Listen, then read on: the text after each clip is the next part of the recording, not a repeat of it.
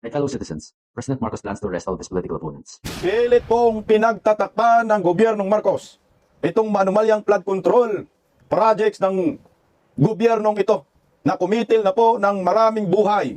Kagaya po dyan sa Cebu, na grabe po yung ragasa ng baha na nangyayari po sa Liloan at Talisay, Cebu.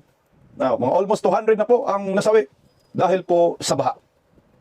Iwan ko lang po kaya kung maniniwala ang tambayan dito sa mga statement ni Boyeng Rimulya na di umano'y naglabas na ng ICC warrant of arrest laban kay Senator Bato de la Rosa. Ito ay may kaugnayan sa war on drugs ng previous admin Duterte. Nagulantang po ang buong mundo sa sinasabi ni Boyeng Rimulya. Nandyan na daw ang warrant of arrest laban kay Senator Bato. At ang sagot naman ho yan ni Kiko Barsaga na paglabas umano ng warrant of arrest ni Bongbong Marcos laban kay Bato, aba, dapat umano mag-people wear pa na ho ang taong bayan. Speaking of people wear pa, Iglesia ni Cristo, handa na po ang 3 araw na rally ng INC laban sa mga kurakot sa gobyerno. Patay kang hinayupak kang bubuing ka. Dapat naman talaga po magsama-sama ng mga Pilipino, hindi lang INC. Palike po muna, pa-share, pa-subscribe at pakipindot ang inyong notification bell upang lagi po tayong updated sa ating mga video. Mabuhay po tayong mga Pilipino na hindi nagsasawang sumusubaybay sa aming mga political vloggers tungkol sa aming ipinaglalaban laban po sa mga buhaya na nasa gobyerno.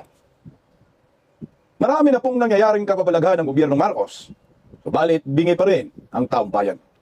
Kaliwat kanang sakuna na ho ang nananalasa sa ating bayan.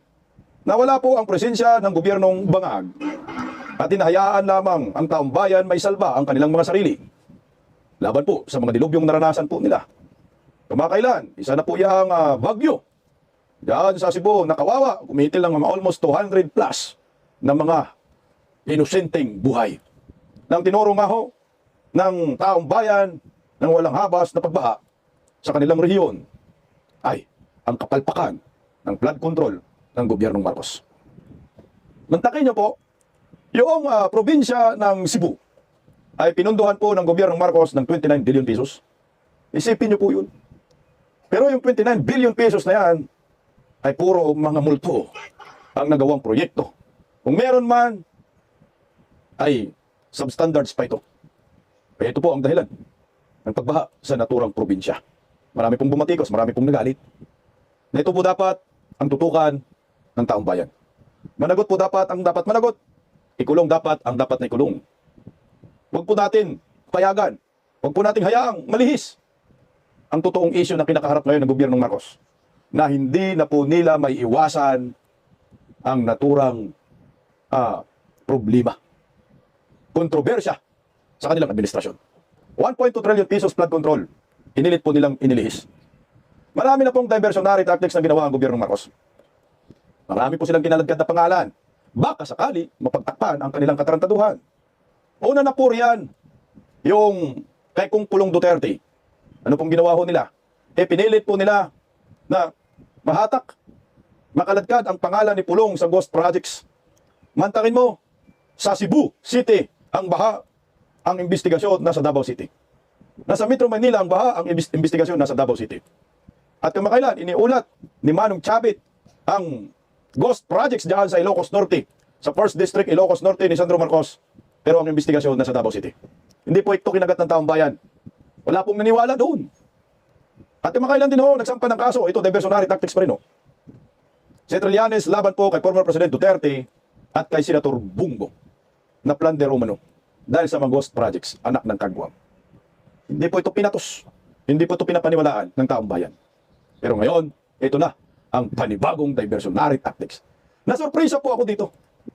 Dahil nagkomento po ako kamakailan na sabi ko, ang pinaka-last na gagamitin po nilang diversionary tactics ay International Criminal Court. Para mapagtakpan ang kabulastugan ng mga animal, ng mga buhaya dyan sa gobyerno ni Bangag, naglima sa kaban ng bayan, ay talagang gagamitin po nila ang ICC. Na di kisyo maglabas sila ng warrant of arrest labang kay Senator Bato. Nasurpresa po ako dito kasi ang prediction ko po ay next year pa ito gagamitin ng gobyernong Marcos. So ngayon nasurpresa po tayo dahil ginamit na agad, hindi pa po natapos itong taong ito. Agad po nagpasabog si Boyeng Rimulya ngayong araw na may warrant of arrest na di umano laban kay Senator Bato de la Rosa galing sa International Criminal Court. Obsessed ng animal. Wala na silang magawa eh. Kailangan na po nilang gamitin ito. Kasi pag hindi nila gamitin, yung flood control projects ay mainit na po ngayon. Araw halos, sunod-sunod yung bagyo. Marami nang napaslang dahil sa bagyo eh. Lahat sinisisi, palpak na flood control ni Bongbong Marcos. Nakatutok sa flood control. Ilang buhay na dapat ba ay masawi? Parang taong bayan ay magising dito sa kabulastugan ni Bongbong Marcos. Pagkatapos ng bagyong Tenyo, ito bumalik na naman. Meron na naman parating. Napakalakas po na bagyo. Super typhoon at aabot yung ano to sa signal number 5. Wala talaga BBM ka malas-malas ng Pilipino dahil sa'yo. Ito na po yung administrasyon na pati kalikasan galit.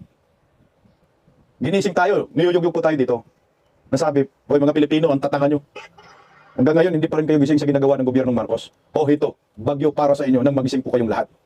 Panoorin po muna natin at pakinggan itong bagyo po na parating bago po natin pag-usapan itong ICC warrant of arrest labang kay Senator Bato na di umano'y lumabas na daw, sabi ni Bunyeng. Malakas ang bagyong parating na rito po. Nagpaalala ng pag-asa sa publiko na maganda na dahil sa paparating na bagyong Juan. Hindi rin dapat magpakampante ang Visayas dahil sa laki ng bagyo. Pagkala naman ng Mines and Geosciences Bureau, higit 8,000 barangay ang posibleng bahain at makaranas ng landslide dahil sa Grabe. bagyo. Nasa frontline ng balitang yan si Marian Enriquez.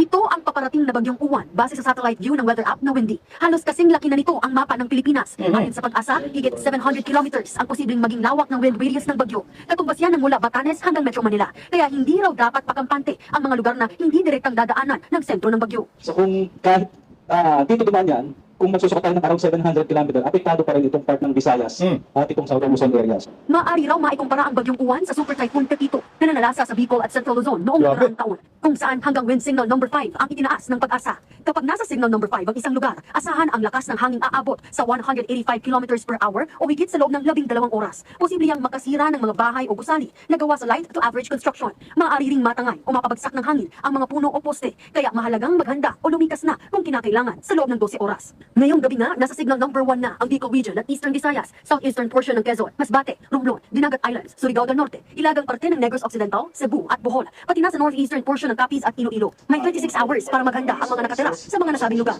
We cannot emphasize enough. Now is the time to prepare. Ang Super Typhoon Uwan ay lubhang mapanganib. Babala naman ng Mine and Geosciences Bureau, higit 8,100 barangay sa iba't ibang Grabe. rehiyon ang posibleng bahain at makaranas ng landslide dahil sa paparating na bagyong Uwan. Kaya mainam na iwasan ang mga lugar kung saan may panganib ng baha, landslide at storm surge. Hinihikayat din ng publiko na bisitahin ang website ng Project NOAA na noaa.up.edu.ph. Meron din itong app. Makikita yan ng mga lugar kung saan may banta ng baha, landslide o storm surge. Hindi pwedeng go bag lang ang pe-prepare mo. Hindi pwedeng mga canned goods lang ang pe-prepare mo. Ngayon pa lang, ay pwede na natin tignan yung hazards kasi yon ang mga nakakamatay. Ito na po yung nakakatakot sa panahon ito, itong mga malalakas ba na bagyo ba? Alam niyo po sa panahon ni former President Duterte, hindi ka kinakabahan na may tatama na malakas na bagyo sa ating bansa dahil nga ang gobyerno handa. Si former President Duterte ay hindi pabaya. Makikita mo yan 24 hours 7 na nakamonitor, press conference si Tatay Digong, nakatutok talaga sa bagyo.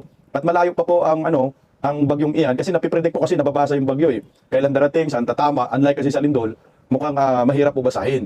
Kaya kung ikaw responsabling gobyerno, alam mo na ang gagawin mo. Kasi nga, alam sa satellite kung saan tatama o ito kung gaano kalakas. Kaya hindi kayo noon na tatakot sa panahon ni Digong dahil alam mo hindi babaha ng kapareho po ngayong naranasan ng maraming Pilipino na yung baha nakakatakot. Parang nasa ibang bansa na ba, di ba? Kala mo, sa pelikula mo lang makikita yung mga baha na matindi eh. Doon sa Cebu, grabe, yung mga sasakyan naglulutangan at yung baha na naggragasa, kitang-kita mo talaga. Pumapasok sa mga subdivision eh. Ito na ho ngayon eh, nakakatakot dahil alam mo, ang gobyernong Marcos ay palpak, wala pong magagawa at walang nagawa para po dito sa mga ganitong klaseng sakuna eh. Na, ang mga nangyayari ho ngayon, siguro ito ay wake up call po sa ating lahat.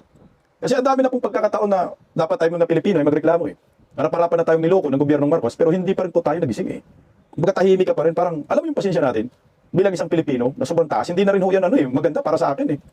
Ang haba-haba na po ng pasensya ng Pilipino, matindi na po yung panggagago ng gobyerno eh. Marami na pong nasawi eh. Sa North Korea, baka nabalitaan nyo rin po ito, itong si President Kim Jong-un, hindi si Bunjing, hindi si Tambalos-los na unga-unga, Kim Jong-un ng Pinas. President ng North Korea, merong isang lugar dyan sa North Korea na binaha. Binaha dahil sa kapabayaan din ng mga opisyalis nila, government official. So ang ginawa ho ng President Kim Jong-un ay pinarusahan ng kamatayan ang mga opisyal ng gobyerno na yun. Ganun po dapat ang mangyayari sa mga nakaupo ngayon sa Administrasyong Marcos. Kukumbita, paparusahan. Kagaya ho nito, ilang mga Pilipino ba ang nagsakripisyo at nasawi sa baha dahil sa kabulastugan ng gobyernong Marcos? 200 plus ngayon, di ba ho? O sino pong managot yan? Sino pong sisihin? Di naman po pwede ang sisihin natin ay mga Duterte naman. Kalat ka rin muli natin ang mga Duterte. Kaya nga ako nagugulat po ako eh. Dahil itong pag-usapan na natin itong ICC warrant of arrest kay labang kay Senator Bato. Hindi ko po in-expect na gamitin na nila ito. Kasi alam po natin na ang International Criminal Court issue, kapag napag-usapan yan, ay mainit po talaga. Pinapatos po ito ng mga dilawan, pinklawan, mga komunista. Mapagtakpan talagang issue. Madadivert eh. Bigyan ko kayo ng halimbawa. No? Noong nabulilyaso rin po, itong gobyernong Marcos dahil sa mga blanco sa BICAM na pinirmahan ni Bongbong Marcos naganap na nagiging batas, nagiging GAA. At dito nga po nanggagaling yung insertion na sangkaterba at sa budget na ito ay puro mga ghost projects nga ho ang natapos ng mga hinayupak. Ghost ha? Natapos ng ghost. Ang resulta ghost projects dahil ang advisor ni Bubuim, ghost din. Anong ginawa ho nila? Meron pa nga hong pending case yan sa Supreme Court eh. Para ma-divert ang issue at hindi na napag-usapan. Hanggang ngayon, hindi na napag-usapan. Meron pa ba nagtatopic ng BICAM? Napag-usapan pa ba sa mainstream media yung GAA ni Bubuim, ni Bungit? Wala na, di ba? Na dito nang gagaling itong animal na mga insertion ni Martin Romualdez at Saldico. Nawala na yun. Paano nawala? Ito, International Criminal Court issue. Pagkatapos ni former President Duterte pagpunta sa Hong Kong, paglapag niya sa NAIA International Airport, ayan, illegal na inaresto si former President Duterte ng gobyernong Marcos. Dahil putok na yung GAA, blanco ng BICAM, putok na yun eh. Kung nag-iisip sila paano ma-divert, ito na nga ho, gumawa sila ng katakot-takot na diversionary tactics. Ito na yata yung pinaka-miserable na nangyayari sa atin at ito na yata yung pinaka nakakatakot na diversionary tactics na nagawa sa kasaysayan ng ating bansa ng mga politiko ng kidnapin si former President Duterte sa Netherlands gamit di umano ang ICC warrant of arrest laban dito na hinahanap wala eh. Sabi nga ho ni Tatay Digong, naging piskal ho ako, kawawa naman po ako, ginaganito ako ninyo. Ano bang kasalanan ko sa inyo mga sundalo? Ano bang aking kasalanan sa inyo mga kapulisan? Pag tinignan mo, wala talagang kasalanan si Tatay Digong eh. Pero kailangan po yun ng gobyernong Marcos. Yung International Criminal Court illegal arrest ay former President Duterte para nga mapagtakpan itong BICAM na puro blanco, pinirmahan ni Bungit. Na pinagmalaki pa nga ho niya, na binasa daw niya lahat eh. Yung BICAM. Pero hindi nga po, naging successful hanggang ngayon si Tatay Digong nagdusa pa doon sa dahig. Na nilalaban na nga ho yung jurisdiction ng ICC sa Pilipinas na natuluyan na nga ho si Tatay Digong na itatrial na po diyan sa ICC dahil. Marami pong nanindigan na yun ay illegal, lalo na po si Vice President Inday Sara, sabi, ito po ay kidnapping. Ginawa ng gobyernong Marcos. At proud doon si Bongbong. Kasi nung nalipad si Tatay Digong papuntang dahig, nagpriskon agad. Tapos naguhugas kamay na di umano, wala silang kinalaman. Yan ay diversionary tactics. Mahilig sila dyan. Dyan sila magaling. Gumawa ng bagong issue, pagtakpan yung pinakamainit na issue sa corruption laban po sa gobyernong ito. Ngayon, ito na naman. Ginamit na naman nila ho itong issue sa ICC. Si Bato na naman ang pinagbuntungan. Kasi nga, ang pinakamalapit na pwedeng issue ng warrant of arrest na di umano ikukunik sa lahat ng mga EJK. At kung ano yung ginawa nila kay Tatay Digong, ay posible din mangyari. Si Senator Bato talaga. Kasi si Senator Bato man ang PNP chief that time sa Tukhang. So ito na yun. Magugulat ka dahil napaaga. At lalong magugulat ka dahil ang nag-announce si Bunyeng, anak ng Kiguao. Bakit si Buying po ang nag-announce? Hindi naman Department of Justice na si Buying. Ombudsman naman siya. Ang ombudsman, ikaw ay bantay tanod sa mga kurakot. Ang issue dapat dyan ay korupsyon ng gobyernong bangag dito sa flood control. Yan ay tinutukan mo, Buying. Bakit napunta tayo sa ICC? Kasi nga, ito ay diversionary tactics nila dahil mainit na lalo yung flood control, lalo na marami ng patay dahil sa flood control. Narito po, pakinggan po natin ang balitang ito. Ayan na daw yung warrant of arrest, Senator Bato. Paano yan? O, ito. Hindi lang isa, kundi Sorry, hindi yan ito. Mismong si Ombudsman Boying Remulla ang nagsabi na ipinaa-aresto na ng ICC si Senator Bato de la Rosa kaugnay sa madugong war on drugs. Nasa frontline na balitang yan si Camille Samonte.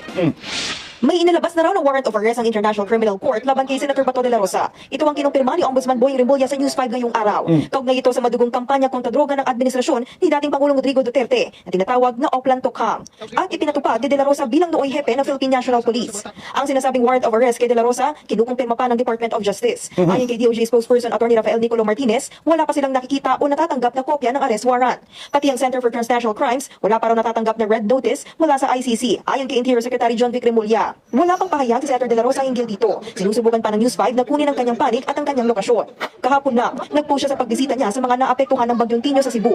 Sa isang post naman ng kanyang kaalyado at counsel na si Attorney Israelito Torion, sinabi nitong aware sila sa arrest warrant umano laban kay De La Rosa, pero hindi pa raw nila ito makumpirma. Hintayin daw muna ang verified information mula sa mga otoridad o sa mismong ICC. Kung totoo man, nagtitiwala raw sila na aaksyon ng gobyerno ng Pilipinas nang naaayon sa batas at dadaan muna sa local judicial confirmation base sa konstitusyon at due process. Wala pang pahayag ang Malacanang tungkol sa umano'y arrest warrant kay De La Rosa. Ayon naman sa abogado ng mga biktima ng war on drugs na si ICC Assistant Counsel Attorney Cristina Conti, naniniwala silang tunay ang arrest warrant sa senador. Dapat daw ipatupad ng Marcos administration ang pag-aresto kay De La Rosa at isuko siya sa ICC bilang bahagi ng obligasyon ng Pilipinas sa korte. Pero ayon kay Senate President Tito Soto, hindi niya hahayaang may maarestong senador sa loob ng Senado bilang institutional courtesy sa senador. Pero ibang usapan na raw kung sa labas ng Senado aarestuhin ang mangbabatas. Sakaling arestuhin nga si Senator De La Rosa, dadalhin siya sa ICC sa The Hague, the Netherlands, kung saan nakakulong ngayon si dating Pangulong Duterte. Sa ngayon, wala pang petsa ang confirmation of charges hearing ng dating Pangulo. Okay. So, ito na po yung bagong issue ngayon. Wala na yung flood control. Talaga naman. Ito yung masaklap, no? Kasi, alam naman ho natin, meron pa tayong parang jet lag ba, no? May pinaglalaban pa tayo sa ICC. Panawagan natin bring PRRD home.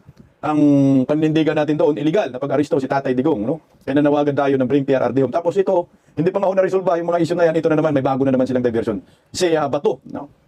Gusto nang ipa-aristo ni Bongbong Marcos. Alam nyo, no? Hindi pwedeng makumpiyansa si Bato dito, para sa akin. Yung tinatawag, yung sinasabi ni Atty. Torion na umaasa ng due process, wala ho yan. Kailangan marunong din maglaro ang kampo ni Bato, di magkumpiyansa. Kasi ang kalaban nila Tuso, kalaban nila Traidor. Na kapag nagkamali dito si Bato, maniwala ko kayo, madadala talaga si Bato sa Daig, Netherlands. At hindi po basta-basta mapagkampante dito si Senator Bato. Para sa akin kasi tingnan mo yung sinasabi ni Tito Soto, sabi ni Tito Soto. Wala, hindi po namin papayagan na may maaresto. Ito, ilabas natin. Sabi niya dito, na Tito Soto. Tuta Soto, yawag ka. Saan ba yung tuta? Animal yung tuta na wala. Sa Senado. Ate, ito na lang, pakita naman natin ang balita. Hindi siya papayag di umano na may maarestong senador sa Senado. Pag nandyan si Bato sa Senado, pag wala pa siya ng warrant of arrest, na i-serve, no? Sino ba magsiserve yan? Hindi naman, wala namang kapulisan itong ICC. So, manghingi sila ng tulong sa Interpol. Na naman, kagaya ginawa kay Tatay Digong. So, Interpol. So, sino yung Interpol na mag-aresto? Di, mga kapulisan din, no?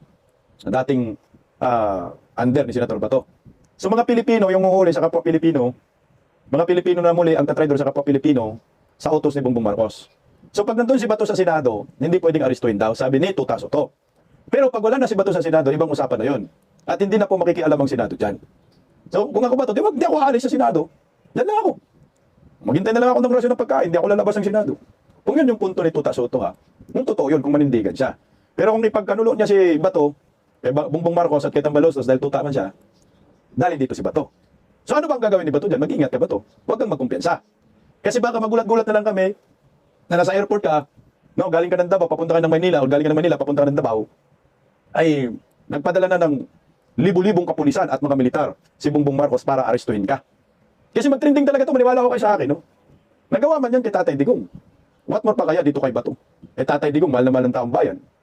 Oo, alam ko mahal na mahal si Bato ng taong bayan. Ang problema ko kasi dyan, ang kalaban mo Bato, kalaban natin, ay meron ng parang may experience na sila kung paano gaguhin yung mga kalaban nila. Alam mo yung eksperimento na ginawa nila? Sige, Tatay Digong, sinubukan lang nila yun. Tinistingan lang ba? Ay putya nangyari, nag-materialize yung kanilang ginawa na pwede naman pala kidnapin si Duterte at ipadala sa dahig. Nagawa naman natin yung kay Duterte, paano pa kaya dito kay Bato? Kaya natin din yan. Kaya tama rin yung sinabi ni Conti na, hindi basta-basta baliwalain yan. Siyempre, alam namin kasi kayo kakampi kayo ni Bangag. Mga kasabwat kayo na anytime, lahat ng mga kalyado ni former President Duterte, gagaguhin nung talaga. Yan ang nakikita ko. Kaya nilang gaguhin. Kahit sasabihin mo, kailangan ng due process. Idaan natin sa legal. Alam mo naman yung kalaban Tuso mahilig sa illegal. Tangya. Si Tatay Digong nga nilalaban natin. Sabi natin, ayusin niyo po yung ginagawa ho ninyo. Mga tarantado kayo, hindi man natatablan ng mga animal, no? Kumbaga, likas na sa kanila talaga ang pagkademonyo. Tingnan mo Ang isa sa mga kinakagulat natin, tama dito si Atty. Trixie Cruz Angeles, bakit si Boying, no? At hindi na nga ho sila nagkaintindihan ng kapatid niya na DILG Secretary. Wala naman daw So saan po kumuha ng hugot si Bunyeng, anak ng kamote? Sinong source? Trillanes. Alam na natin. Ang sabi dito ni Attorney Trixie Cruz Angeles. Kasi laman na ng balita, ang interview kasi na yun sa DJRH kanina, tungkol kay Bato, na di umano talaga, meron ng warrant of arrest na inilabas ang ICC laban kay Bato. Tingnan mo dito sa inquiry natin, sabi, Remulla ICC issued warrant versus De La Rosa, DOJ verifying. So naglabas ang DOJ ng statement ngayon. Wala naman daw ganun. O sabi ni Attorney Trixie Cruz Angeles, tika nga, bakit si Ombudsman Bunying Remulla ang nag-announce ng warrant di umano ni Senator Bato? Di yata bagay sa pagiging ombudsman ang mga ganitong salita. Baka dapat i-resign niya yung posisyon niya kung gusto niya ng ganitong statements. Exactly. Kasi ang magsasabi kasi yan, Department of Justice or National Bureau of Investigation, kung totoo pong meron. Pero si Boyeng ang nag-announce. Alam mo, ako sa akin nga, sabi nga nila, nawala lang si Martin Romualdez sa pagka-speaker of the House. Si Martin pa rin naman yung speaker. Kasi si Martin Romualdez umaas ng presidente. Ngayon, may pumalit. Boyeng Remulla, umaas ng presidente. Kaya sabi nila, bakit si Boyeng Remulla nag-announce? Kasi nga si Boyeng, umaas ng presidente. Yung presidente na si Bubuing, uto-uto lang ho yan. Papit nila ni Boyeng ng Remulla Brothers. Pero magulat ka rin kasi magkaiba sila ni John Vic ng statement. Wala daw, sabi rin ng DOJ. So mukhang napahiya dito si Boyeng Remulla. Pero ito na po yung laman ng balita. Meron di umanong ICC warrant of arrest. Exactly. Kung dapat nag-resign ka dyan na Boyeng sa pagka-ombudsman. Dahil alam niyo po ba anong trabaho ng ombudsman? Mag-imbestiga sa mga kurakot, sa korupsyon sa ating bansa. Sila po yung tanod bayan. Na dapat yung tinutupkan ngayon ni Boyeng ay yung kababalaghan ng kanyang amo na si Bubuim. Itong flood control, masyado naman silang halata kasi. Na diversionary tactics po ito. Flood control na 1.2 trillion pesos na hanggang ngayon hindi pa rin mahagi-hagilap. Nasaan ba ang mga proyektong mga hinayupak na yan? Nasaan-saan ba nila inilagay? Dapat nga ngayon meron nang nasampang kaso si Boyeng ng plunder Dapat kinasuhan na po nila itong si Saldico at Martin Romualdez pero hindi nila magawa. Kasi pag nadali po itong mga animal na to, dali din si Bubuim. Kaya ang ginawa nila, katakot-takot na diversionary tactics. Kagaya ngayon ba, imbis na tumulong tong gobyernong ito sa mga nabaha, ito, tinatupag nila yung pamumulitika, diversionary tactics, lahat ng mga kaliado ng mga Duterte, tinarantado nila. Kaya nabuisit na dyan si Senator Idol Robin Padilla. Alang sabi ni Senator Idol Robin Padilla, busy po ako ngayon sa pagsasaayos at paghahanda ng relief goods para sa parating na bagyo. Bago nyo kami ipagkanulo para may pakulong, magbanat muna tayo ng buto para makatulong sa kapwa. Tangina talaga buong gobyernong Marcos dito, mga hinayupak. Nasaan na ba yung mga senador mo Bubuim na nanalo? Sa pamamagitan ng mikos-mikos ni George. Tumulong kayo sa mga nasalanta ng bagyo, mga nabaha, ng mga namatay dyan sa Cebu. Meron din sa Negros. Ang dami Kagagawan po ninyo dito. Pero ano pong inatupag ho ninyo? Naghanap po kayo ng diversionary tactics. Diversion issue. O ito na po yun. Tungkol kay Senator Bato. Wala na po kasi silang choice kasi matapos ang taon na ito, aabot yung 2026 New Year. Putang ina, balot pa rin sila sa kababalaga nilang kapalpakan sa flood control. Na hindi na po nila ito kayang takasan pa. Hindi na po nila ito kayang alusutan pa. Putang ina, marami nang namatay Marami nang naperwisyo. Hindi ko alam kung ang taong bayan ay papayagan na lamang itong gobyerno ni Bangag na kalimutan na lang natin ito. Oo, sa mga pagnanakaw ng mga bugok na ito. Pero para sa akin, hindi po pwedeng kalimutan itong flood control na ngayon gustong pagtakpan tungkol sa issue ng ICC laban kay Senator Bato na ang sabi po dyan ni Atty. Harry Roque, si former President Rodrigo Roa Duterte has ensured that Senator Bato cannot be kidnapped. He needs to be brought before a Philippine court first period. Alam mo, Senator sana to kung hindi ginagago ni Bongbong Attorney, sinsya na talagang, alam niyo ako, yung nangyayari kay Tatay Digong, mangyayari din kay Bato yan. Hindi rin makatikim dyan si Bato ng local court, kidnap din yan. Nagawa na nila He needs to be brought before a Philippine court first period. Wala sa plano ng mga animal yan. Ang plano nila kidnapin, mag-ingay, para pagtakpan ang flood control issue. Yun talaga ang plano nila. Wala na pong ibang direksyon ito. Ito na po ang nakikita natin Na kahit na, tingnan mo gago na talaga ang gobyernong nakangiwi ang pangatama naman talaga si Atty. Harry Roque. Dapat makatikim talaga ng local court. Itong si Bato, si Tatay Digong, ang problema nga ang kalaban demonyo Tingnan mo. Kailan, di ba, may nilabas ang Supreme Court? Anong sabi ng Supreme Court? Ito. Supreme Court approves rule on extradition proceedings. Ito. Ang sabi dyan, the Supreme Court has approved the rules on extradition proceedings which shall apply to all proceedings related to extradition. The rules will take effect on November 10, 2025.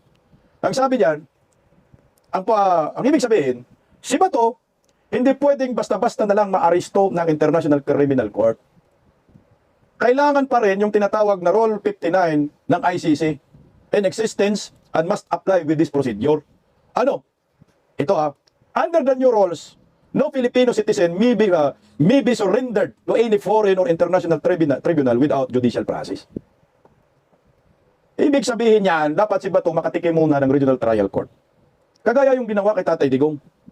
Dito in a future attempt to arrest or transfer them without a Philippine court or order would be in violation of the rules and of the Constitution due process clause. Kung gagawin pa rin nila yung ginawa nila kay Tatay Digong na hindi nadadaan sa due process, katarantaduhan na po talaga ho ito. Hindi na po magandang pangitain ito sa gobyerno natin sa Pilipinas. Ito ang liwanag. Ang sabi dyan ng Supreme Court. Puta, kailangan muna dito sa trial court, local court, ipagtanggol niya ng kanyang sarili laban dito sa akusasyon ng ICC warrant laban kay Tatay Digong kay Bato. Yan ang malinaw dyan eh. Yan yung due process. Ito rin po yung due process na sinasabi ni Atty. Torion, Israel Torion. Dapat, tama? Ay, teka lang, Jimmy Bundok pala ho ito.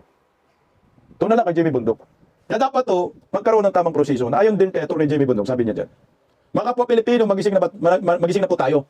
Isang nakaupong senador na milyon-milyon ang nagpaupo, papayagan ba nating ulitin ng ICC ang paglapastangan nila sa ating kasarinlan? Ano mang kulay, wag po tayong lumuhod sa banyaga. Alam mo, Atty. Jimmy Bundok, nakakalungkot nga ho eh. Kasi kami, mga political vloggers, kayo, mga DDS, nandito sa Vista Pilipinas, lagi po natin ipinaglalaban ang pagka-Pilipino natin. Mulat sa pulpa noon, nung nangyayari kay Tatay Digong, huwag po natin isuko ang soberanya ng ating bansa. Huwag po tayo magpauto sa mga puti, lalo na po dito sa western countries. Lalo na sa mga puting itlog. Ang problema po, oo tayo, ayaw natin pumayag. Naluluhod sa mga puti, sa mga European countries. Ang Pangulo natin si Bongbong iba ang takbo ng buhay niya. Naalog-alog utak na Yun yung lumuhod. Tingnan mo ginawa kay Tatay Digong. Isinuko ng basta-basta, trinay, sabay presko, nakala mo talaga, kriminal si Tatay Digong Ito yung isa sa mga sitwasyon natin ngayon, na kahit anong laban mo, sa pagka-Pilipino mo, itong nakaupong Pangulo, walang kwenta, ay lumuluhod sa mga banyaga. Ano bang kaso ni Duterte? 3 counts of murder, hindi natin kayang litisin sa Pilipinas? Para bang inamin mo lang, bubuim, na hindi gumagana ang justice system ng ating bansa? Nagkamali ka na kay Tatay Digong, ngayon gusto mo pang magkamali pa kay Senator Bato at kung sino man ang iba pang gagaguhin ninyo. Saan ang hustisya po nito? Ang taong bayan tayo, oo, alam mo natin na ang Pilipinas ay mayroong justice system. Tayo mga ordinaryong Pilipino. Alam mo natin na kaya po nating maglitis na kahit anumang kaso. O tangina, ang patuan masakir 50 plus nilitis natin. Dito pa kaya 3 counts of murder? Hindi kaya. Paano yung nakaupo sa gobyernong ito? Animal. Masyadong namimersonal. Demonyo Parang pinapaya tayo sa international Wala pala tayong kakayanan na maglitis. Ano bang kulay, wag po tayo lumuhod sa banyaga, sabi ni Atty. Jimmy Bundok. Tayo, hindi tayong luluhod. Ang problema po, Atty. Jimmy Bundok, itong si Bangag lumuhod. Pagluhod, ibig sabihin, lumuhod si BBM, pagluhod ni BBM, luhod din tayong lahat. Gusto ko yung mga linyahan ni Atty. Jimmy Bundok. Huwag tayong lumuhod. Pero attorney, nakahiya nga dahil mismong lumuhod ay yung presidente ng Republika ng Pilipinas. Ano nga ba ang kasagutan laban po dito sa katarantaduhan ng gobyernong ito? Alam niyo po ba kung ano? Ito ay hindi ko po ito opinion. Ito ay opinion ng isang kongresista. Ang sabi ng isang kongresista, hindi ko lang nadagdag, ayusin ko lang. Daan niyo kung sino. People were pa di umano ang kasagutan. Ako patay tayo dyan. Pakinggan natin My fellow citizens, President Marcos plans to arrest all of his political opponents. Earlier today, Marcos issued an arrest warrant against Senator De La Rosa, an ally of former President Duterte, which President Marcos is also arrested. But it will not stop there. The Marcos administration also plans to imprison Senator Bongo, Senator Villanueva, and Senator Marcoleta. Marcos has followed in the footsteps of his late father, Marcos Sr., and has started to arrest and kill any politicians who oppose his corrupt government. There's only one solution left, and that is for people power, for our citizens to march towards the gates of Malacanang and remove the source of corruption that steals and destroys our beloved country. We will ensure that Marcos and Romualdez are imprisoned for their crimes. God bless the Philippines. People were pa ang kasagutan sa mga panggagago ng gobyernong Marcos sa mga Pilipino. Ganun talaga. Kasi nga, Marcolita daw, ipapakulong daw lahat ng kalaban daw ni Bongbong Marcos Pero ako, sa akin nangangamba rin po ako na pag nagtagumpay sila kay Senator Bato, pulong si Senator Bato, ito na yung open horus na sinasabi. So yung next na target naman nila dito ay si Kuya Bongo. Ito na yung mga diversion tactics nila. Pantapal sa mga isyo, flood control. Pag umubra sila kay Senator Bongo, ano bang next? Ito, pakinggan po natin yung isang sabi ng kapwa nating DDS. Ang sabi dyan ni Crescencio, actually, I think Senator Bato is the trial arrest. If makalusot sila, isusunod si Sara. Si Sara. Watch. If the PH doesn't rise again, this magdusa tayong lahat at lalong ng mga anak natin. Ang trial receipt, ang ginawa nila si Tatay Digong, yun yung trial doon. Sinubukan nila, kasi nga, siyempre si Tatay Digong, former president, malakas talaga si Tatay Digong. Subukan natin. Pag umubra, gawin muli natin. So ito next na si Bato. So ngayon, yung susunod dito, hindi pa si Inday Sara nakikita ko. Siguro, ito ay aking tsorya lamang ho ito, no? Susundan ko lang yung sinasabi ni Crescit. Ay, yung next dito si Bungo. Pag wala ng Bato, wala ng Bungo, wala ng tagapagtanggol sa mga Duterte kay Inday Sara. Ang pinali dito si Inday Sara. Talagang magdusa po dito ang taong bayan. Ako, tama yung sinabi ni Kiko Barsaga. Kung peopleware pa man lang ang magiging solusyon para matapos ang kaibangan ng gobyernong Marcos, why not? Susuporta tayo, basta lang magkaisa ang taong bayan. Ang problema, paano po tayo magkaisa, maraming mga latak na sumisigaw ngayon sa kalsada, na bayaran ni Baki, Tambaloslos, Martin Romualdez, at Bubuim, Saldico, na ilihis ang totoong galit at hinanaing ng taong bayan na kung sino ang dapat managot. Kasi pag ikaw, ordinaryong Pilipino ka, gusto mo ng katarungan, ang isisigaw mo talaga, kurakot, ikulong si Martin Romualdez, Saldico, at Bongbong Marcos. Pero kung may karga ka, hindi mo dapat maipakulong si Bubuim, si Saldico, at ang gusto mong ipakulong ay si Vice President Inday Sara Duterte. Kasi alam mo, kalaban nila si Inday Sara, ito yung mga latak, mga komunista, dilawan, pinklawan, na naka-impluensya naman ng mga artista. Para magmukhang totoo ang kanilang ipinaglalaban sa kalsada, ito yung nakakadaya, nakakalito. Ang ganda yung sinabi mo, peopleware pa, Kiko Barsaba, ang problema. Maraming nanggugulo, maraming gustong ilihis sa totoong sindikato, mastermind, sa paglilima sa kaban ng bayan. Huwag nyo na pong guluhin po, taong bayan, mga Pilipino, kung sino po dapat ang managot. Bongbong Marcos ba yan? Martin Romualdez at Saldico? Ito na po. Kaya nga sabi ko kamakailan, sabi ko, napakaganda yung gagawin ng Iglesia ni Cristo Magrarally po sila ng 3 araw. Ito dito tayo. Kasi, ang ipinaglalaban ng Iglesia ni Cristo hindi lang po para sa kanila, kundi para sa taong bayan. Wala po kasing tumatayo ng mga religious sector para matapos itong korupsyon. Yung totoo ba? KOGC, tumayo na ho sila. Ako para sa akin malamang, susuporta po dito ang KOGC sa Iglesia ni Cristo. Kasi ang Iglesia ni Cristo, pag nagtawag yan, Kiko Barsaga, milyon po Milyon po yung attendance. So ngayon, 3 araw na rally ang Iglesia ni Cristo, putang ina, delikado ka dito Bubuim. 16, 17, 18. Pag ito mag-materialize at suportahan ng mga hinayupak ng mga kalbong Padre Damaso, di tapos ang problema natin, Kiko Barsaga. Ito yung sinasabi, peopleware pa ang kasagutan ng lahat ng katimunyuan. Pakinggan po natin ang balitang ito. Narito po. Mismong si Ombudsman Boying Remulla. Ay, sorry, hindi. Ito pala ito. Hindi lang isa, kundi 3 araw na religious rally ang ikakasa ng Iglesia ni Cristo sa linggo. Tuloy naman ang mga kilos kontra katiwalian ng ibang grupo para igiit na panagutin ang mga sangkot sa maanumalyang flood control projects. Nakatutok si Oscar Oida. Even now, you are already in hell. Yan na lang nasabi ni Father Robert Reyes ng ilunsad kaninang National Month of Action Against Corruption ng grupong Siklab o Simbahan at Komunidad laban sa katiwalian. Tingnan mo. Okay sana yung bunga, di ba, Iglesia ni Cristo, pero yung nilabas ng video, kalbo. Padre Damaso, anik ng kagwang ka, Jimmy. Dapat sana nakapuko tayo sa iglesia. Ito yung nakainis May mga latak Tingnan mo yan. Ang sigaw nila, hindi naman si Bongbong Marcos managot at saka si Romualdez, Inday Sara. Ito yung panggulo yung sinasabi ko. Mariing panawagan nila sa gobyerno, panagutin ang mga opisyal na sangkot sa kanila'y pinakamalaking pandarambong sa kasaysayan ng Pilipinas. Preventive suspension man lang sila habang dumadaan sa due process. Pag ang manggagawa, kinakasuhan, suspendido muna siya. Hindi siya nakakapak, hindi siya kumikita. Hinihiling din nila ang pagbubukas sa publiko ng mga pagdinig ng ICI, kabilang ang live streaming at paglahok ng civil society groups upang masiguro ang transparency sa investigasyon. Dapat din daw maipasa ang mga batas laban sa korupsyon gaya ng Freedom of Information Act, Anti-Political Dynasty Law at Open Infra Bill. May White Friday protest din ang grupo sa EDSA Shrine sa November 7, White Ribbon Walk sa Makati sa November 14 at Trillion Peso Protest sa November 30. Ang Iglesia ni Cristo naman magsasagawa ng religious rally sa Rizal Park sa Maynila mula November 16 hanggang November 18. Inaasahang dadaluhan niya ng mahigit 300,000 individual ayon sa PNP. Bagamat inaasahang magiging payapa ang pagtitipon, halos 10,000 pulis ang pinaplanong i-deploy para magbantay. Kapag po may rally po tayo sa NCRP o tayo po ay nagtataas po ng red status po. Magiging po na red status po tayo. Para sa GMA. Tingnan mo ang ganda ng mga sigaw sa nila, ikulong na yan mga kurakot. Ang problema kasi dito sa mga kaliwang grupo, kung kanilang ipinaglalaban ay puro kaplastikan lang. Walang kwenta yan panggulo lang yan. Kung itong mga kaparian lang, religious sector, hindi nagpapagamit sa mga kakaliwang grupo, yung mga artista, yung mga pinklawan, hindi sasama dyan sa mga makakaliwa, na mga, sa mga komunista. Ang problema kasi, nahatak talaga ng mga kaparian, religious sector, ang mga kabataan para sumali sa panawagan ng mga kaliwa. Mga kabayan, kilala natin ang mga yan. Yan ang problema eh. Okay sana po pag magkaisa tayong lahat.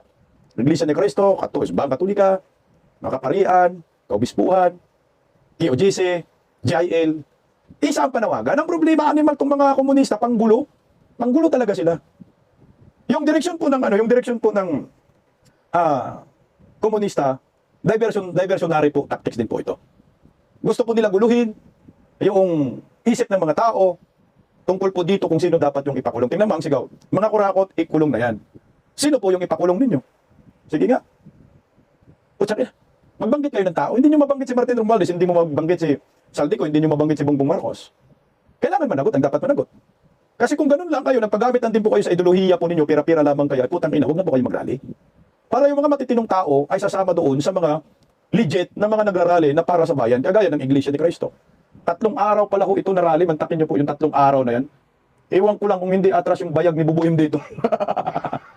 3 days daw yun. 300,000. 2 binyo po ito, hindi lang po sa IDSA. Ito. Ay, sorry. Ang sabi po laki. Ang sabi sa permit daw, 300,000 daw yung dadalo. Plan to 3D rally o at age sa People Power Monument. Meron ting Lunita din. 2 venue po yan. So, ang meet up panigurado, EDSA. Ganda sana pag sila yung, hayaan na lang natin ba, Iglesia ni Cristo. Kayong mga tanganista na mga dilawan, pinklawan, putang ina, wag na po kayong mangunguda. Dahil meron kayong mga kasamang mga politiko, kagaya ni Percy Tabi, Jokno, De Lima, Kiko Pangilinan, Bam Aquino, Markadong Dilaw, Pinklawan. Puta, galit kayo sa mga Duterte. Hindi man Duterte admin ngayon. Ang administrasyon ito, Marcos, hindi Duterte. Ang managot sa lahat ng mga nasalanta, mga nawalan ng buhay, nawalan ng pamilya, dahil naragasan ng baha, dahil sa flood control, na puro ghost, hindi Duterte, mga buing kayo. Ang managot ay Marcos. Nasaan naman kaysa po tayo? Ang problema kasi animal, ang dami nating problema. Dumagdag pa kayo mga animal kayo. Wala ba kayong pwedeng gawin kundi manggulo lamang? Baka pwede tumahimik na po kayo. Hayaan na po natin sa mga lehitimong Pilipino na mag-lead sa laban ito, laban sa korupsyon. Kayo wag na, idolohiya lang naman ang pinaglalaban ninyo. Ikulong na yan, di man nabanggit si Bubuim, Martin Romualdez, Saldico. Ipakulong natin yung 3 ito, sila ang dapat ikulong. Na ito dapat ang direksyon nating lahat. Kasi kung magpatuloy tayong tama, yung sinasabi ng ibang mga DDS, nakawawa ang next generation natin. Wala na po tayong mapala at tapos ang kinabukasan ng bansang ito at mababalot lang ng puro diversionary tactics, kasinungalingan, katarantaduhan, pangungurangot, paglimas sa kaban ng bayan. Papayag ba ang mga Pilipino dito? Kaya agree ako kay Kiko Barsaga.